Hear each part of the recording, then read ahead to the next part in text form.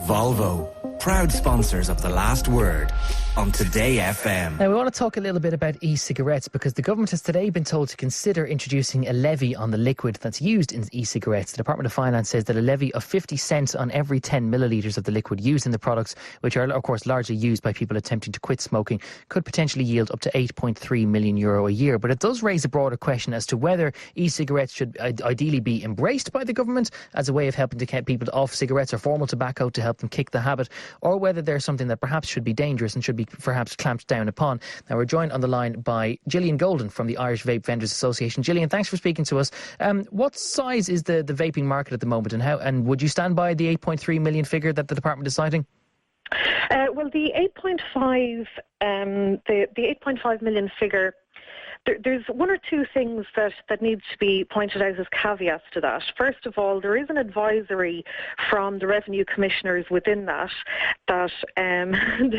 the estimates may not actually be raised, because if you raise, if you apply this sort of taxation to a consumer product, consumers are at risk of going outside the Irish market to purchase their product.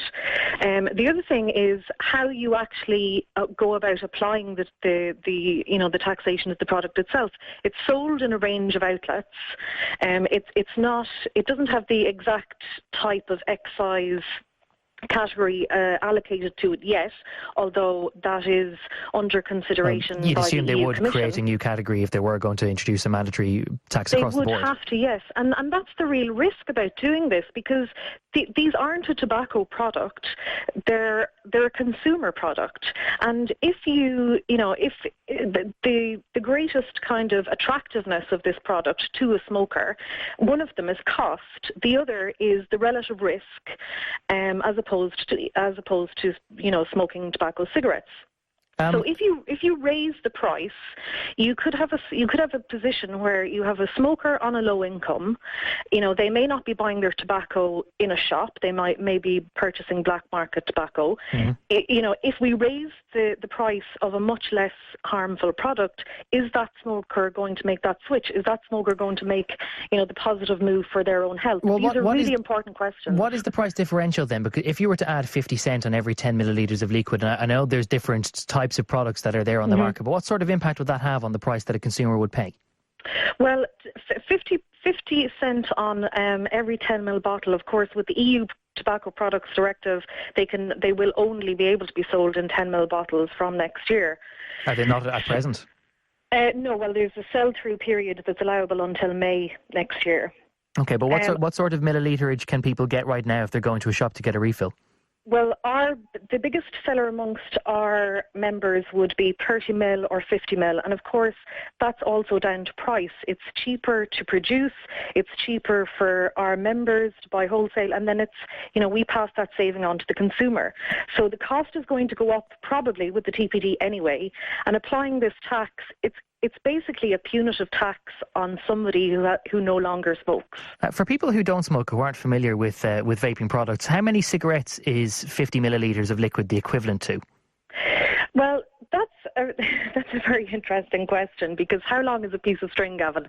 It all depends on the way that the user consumes the product. It depends on the device that you're using, and I can understand how it's difficult for regulators and for people in revenue to kind of quantify this, but the issue is that they haven't spoken to ourselves, they haven't spoken to industry, they haven't spoken to consumers to learn more about the product, to learn how they're using. They're going by kind of quantifications from the actual cig-alikes, or the small little refillable ones that look like cigarettes. But most people don't use those anymore. Okay, but what I'm trying to ultimately get at is that if there was a 50 cent on every 10 mils, and you say that the biggest refill that you can get on the market, generally speaking, is 50 mils, that would add €2.50 to that. It doesn't really seem like adding €2.50 to a 50 mil, considering that could be, maybe the equivalent of, 1,000 cigarettes or more, that it doesn't really give people an incentive to go back into the black market for a traditional cigarette. Yes, but you're not dealing with, if you're dealing with a smoker on a very, very low income that has already, made the cost saving by switching to vaping in the first place, why would we punish them further by adding any taxation? If we listen to the tobacco control experts in the UK, for instance, Professor John Britton, who was one of the authors of the recent report that was done for the Royal College of Surgeons, he's advocating reducing the VAT, not having any punitive tax on the product, and reducing the VAT to bring them in line with NRT. I think that's what we should be doing here in Ireland. Okay, well, let me bring in Dr. Patrick Doorley, who's the chairman of ASH, the anti-tobacco group. Patrick, thank you for speaking to us this evening. What do you make of e-cigarettes in general? Because there's two ways of looking at them. Obviously, you can say they are a way by which a smoker can begin to wean off and ultimately go, instead of going cold turkey, that they can use them to help and kick the habit. But there seems to be other anecdotal evidence that suggests that people are now using e-cigarettes, who had never smoked before. Yeah, good evening, Gavin. Well, ASH Ireland is looking at this from a public health point of view, and particularly from the point of view of how we reduce smoking rates in Ireland today. And certainly there are some studies that suggest that e-cigarettes may help people to get off cigarettes. But, however, there are some concerns about their safety, and particularly long-term safety. And those concerns have we would think, not been satisfactorily answered yet. Now, having said that, certainly for the die-hard smoker who really wants to get off tobacco and is finding it really, really difficult and has tried everything else, it is probably better that they vape than smoke tobacco. But we would recommend, in the first instance, that people try nicotine replacement products available in pharmacies, before they consider moving towards an e-cigarette as a means of quitting the habit. Sorry, I missed that, Gavin. So you would advocate that they use the likes of patches before they would go to using e-cigarettes if they're trying to quit? Because they have been proven to be effective and proven to be safe. So we would recommend those, first of all. Now, we actually have, ASH has lobbied to have that removed from the nicotine patches. In order to, because nicotine replacement products we recognise they are fairly expensive, although they're far cheaper than smoking. And even for the poorer smokers, we recommend that of course, they can get it on the GMS, free. So yes. We think that should be the first line of action. It is free for, the group of people that were mentioned by Gillian, those who are not so well off and who are addicted to smoking. They're free on the GMS. That's a very important point. You mentioned the safety concerns about them. If there is safety concerns, would it not perhaps be wise to introduce an extra tax on them, like 50 cents per every 10 millilitres, as the department says, and maybe use that to try and fund some research? Well, you see, I think the case is not really compelling, as it would be, for example, for tobacco, for alcohol, and I would say even for sugar-sweetened drinks. There's a compelling case there, clear public health benefit. It's not absolutely clear at the moment, but we can say, I think in all fairness, that you are better vaping overall than smoking. So there's a concern that, discouraging people there might deprive them of an opportunity to get off tobacco. This is an issue that we're looking at the moment, and we're constantly keeping under review. We make submissions to the Minister for Finance every year on taxation. We have not looked for VAT on e-cigarettes last year, and we don't think there's a compelling case for doing that this year either. If if it is true, as it seems to be in a couple of cases, that people have started using e-cigarettes who were never regular smokers of traditional tobacco, as it were, and if one of the attractions is the price point, because it's so much cheaper to get your relative kicks out of an e-cigarette than it is from traditional tobacco, should the product then not be made cheaper through means of a tax to stop people using them at all?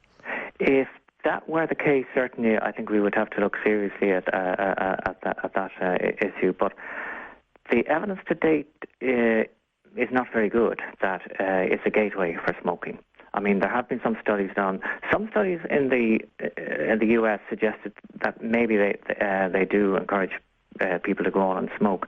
We're talking about children mainly, but those studies are not very good, and the better designed studies so far haven't been able to show that children actually do go on to smoke. Bear in mind, children experiment anyway. They experiment with cigarettes. Lots of kids who are not going to smoke as adults experiment with tobacco. They experiment with some other drugs, and indeed with vaping. But there isn't any clear evidence that e-cigarettes are a gateway to smoking. Okay, let me go back to Gillian Golden from the Irish Vape Vendors Association. But, sorry, can sure, I just go ahead, Patrick, briefly, apologies please. for interrupting you. What I should have said there, I think we do need to keep this under surveillance. We need studies just to monitor this trend in case there does appear to be a trend for kids to, for example, take up smoking as a result of e-cigarettes. But the evidence is not there at the moment. Okay, well, let me go to Gillian on that point, because we've had a few texts to 53102, Gillian, pointing out that it appears right now that the sale of e-cigarettes isn't restricted or in any way regulated at all, so that under 18s who are not allowed to buy tobacco in shops can buy e-cigarettes. Well, our association has taken the view, since we started, that our members were not going to sell to under 18s because these are an adult product. What you do find, unfortunately, is that some shops do, in my personal experience, I've seen it more from news agents that may not be aware of the incoming law around it. Now, the sale is prohibited under the Tobacco Products Directive. There is also a separate bill that the government, I believe, is still looking at. We did a public consultation in January, 12 months, but hopefully that will be coming in soon. Now, that does ban the sale both to and by people under 18. And, I would concur with the points that Pat made about the studies that, they're not really great studies that are proving any kind of a gateway. However, we do need to look at unintended consequences of that, because there are 2 current studies that show where you restrict vaping, to people under 18, smoking rates have actually gone up. So it may be, and I'm not saying that this is proven yet, because I would also concur with Pat that we do need longer term studies, but there may be a case that e-cigarettes act as a kind of a barrier, to teenagers taking up smoking. So in other words, the kids that were going to take up smoking anyway in their late teens are trying vaping, sticking with it for a while, not really sticking around with it for, a long time, and then they just stop. But I am not advocating sale to under 18s, but I think it's something, as Pat says, we do need to look at longer term. He also made a really, really good point about the relative risk. Briefly, Jenny, please. And, just very briefly, if we apply the same sort of tax as cigarettes to something that isn't as harmful, then that's giving out the wrong message to the smoking public. Okay, Dr. Gillian Golden from the Irish Vape Vendors Association, and before that, Dr. Patrick Doorley, who's the chairman of the